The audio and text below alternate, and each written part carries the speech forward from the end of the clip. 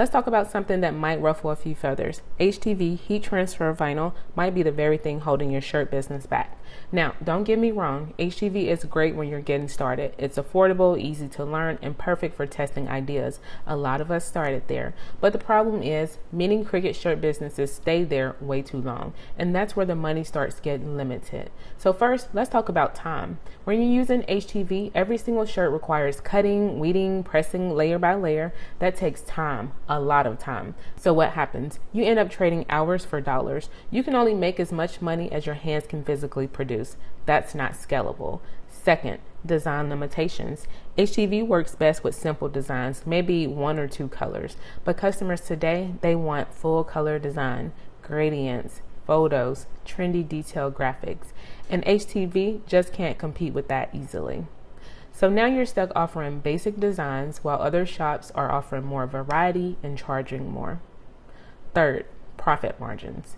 HTV might feel cheap up front, but when you factor in your time, layering materials, mistakes and wasted vinyl, your actual profit per shirt is often lower than what you think, especially if you're underpricing, which a lot of Cricut sellers do. So what can you do instead if you want to make more money faster? Let's get into it. Number 1, start incorporating sublimation or DTF. Sublimation and DTF, direct to film, allow you to print full color designs and press them in seconds. No more weeding, layering, and less time per shirt. That means you can produce more in less time and increase your income without working more hours. Now, I want to say to get started with sublimation, you'll need to either purchase an inkjet printer and convert it into a sublimation printer, or you can also purchase a sublimation printer. With DTFs, you can also invest in your own DTF printer, but the easier route may be to just find a DTF shop online and order your DTFs from them. Number 2, raise your prices and reposition your brand. If you're still charging $10 to $15 for shirts, it's going to be hard to grow.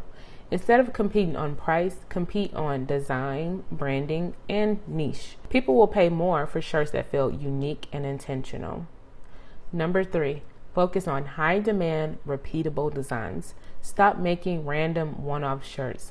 Instead, create niche specific designs, seasonal drops, best sellers you can reproduce quickly. This makes your business more predictable and more profitable. And number 4, think like a business owner, not just a crafter. HTV keeps you in maker mode, but to grow, you have to shift into CEO mode. Ask yourself, how can I produce faster? How can I increase my profit per item? How can I sell more without doing more? Those are the questions that actually grow your income. So here's the bottom line. HTV isn't bad. It's just not meant to be your forever method if you want to scale. If you want to make more money in your shirt business, you need faster production, better design capability, and smarter pricing. Now, I just want to say too, though, that you can still use HTV if you're using sublimation and DTF. So if you still want to add a personalized name or something like that to a product, you can still use your HTV. It should not be the primary focus of your design. So if this episode helped you think differently about your Cricut business, make sure you subscribe so you don't miss the next one. And if you're ready to take your craft business to the next level, check out my resources at shop.insideoutline.com. Until next time, keep crafting with purpose and creating with profit in mind.